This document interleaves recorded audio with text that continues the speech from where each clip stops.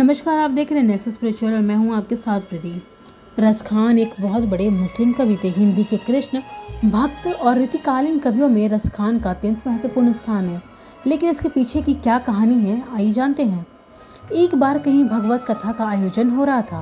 व्यास गद्दी पर बैठे कथवाचक बड़ी ही सरल और सुबोध भाषा में भगवान श्री कृष्ण की लीलाओं का अति सुंदर वर्णन कर रहे थे। उनके सम्मुख भगवान श्री श्याम सुंदर का मनोहारी चित्र रखा था। रस खान भी इस कथा का श्रवण करने वहां पहुंचे। जैसे ही उनकी दृष्टि व्यास गद्दी के समीप रखे कृष्ण कन्हैया के चित्र पर पड़ी तो वो जैसे स्तंभित रह गए। वह भगवान के रूप को निहारते रह गए तथा जैसे चुंबक लोहे को अपनी तरफ खींचता है, भगवान के नेत्रों के आकर्षण ने रस खान को अपनी तरफ खींच लिया। कथा की समाप्ति तक रस खान उन्हें निहारते रहे।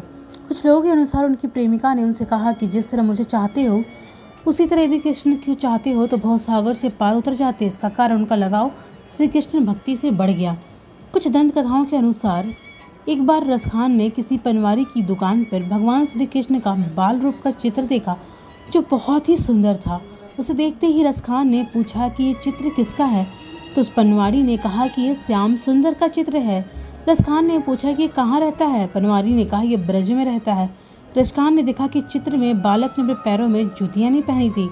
तब रस खान ने पनवारी से पूछा कि इतने सुंदर और कोमल बालक ने अपने पैरों में क्यों कुछ नहीं पहना। ये इतनी पथरीली भूमि पर खड़ा है, कहीं इसके पैरों में चोट न लग जाए। पनवारी ने हंसते हुए उत्तर दिया, ये बहुत गरीब बालक है, जाओ तुम खुद ही जूतियाँ भेंट कराओ।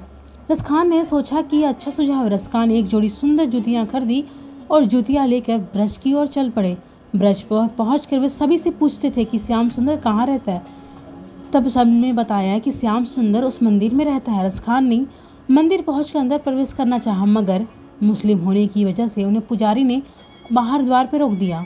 तब उन्होंने सोचा कि कोई बात नहीं, मैं बाहर ही बैठ जाता हूँ और जैसे ही श्याम सुंदर बाहर निकलेगा मैं ये जूतियाँ उसे पहना दूंगा। पूरी रात बीत गई। रस खान मंदिर के बाहर बैठे रहे और श्याम सुंदर का इंतजार करते रहे। सुबह सुबह भगवान कृष्ण स्वयं रस खान के समक्ष प्रकट हुए। जैसे ही रस खान ने श्री कृष्ण को देखा तो बहुत ही भाव विह्वल हो चुका, उनकी आंखों में आंसू बहने लगे। उन्होंने देखा कि नन्हे बालक के पैर घायल हो गए हैं। उन्होंने श्याम सुंदर को अपनी गोद में उठाया और बहुत दुलार से बैठा लिया। उनके पैरों को अच्छी तरह से साफ करके उन्हें अपने द्वारा लाई गई जूतियाँ पहनाई। रस खान ने कहा कि अब आपके कोमल पैरों में चोट नहीं लगेगी। रस खान ने भगवान श्री कृष्ण को जब देखा तो कृष्ण जी से इतना मोहित हुए कि उन्होंने कृष्ण भक्ति के बारे में तब से लिखना शुरू कर दिया।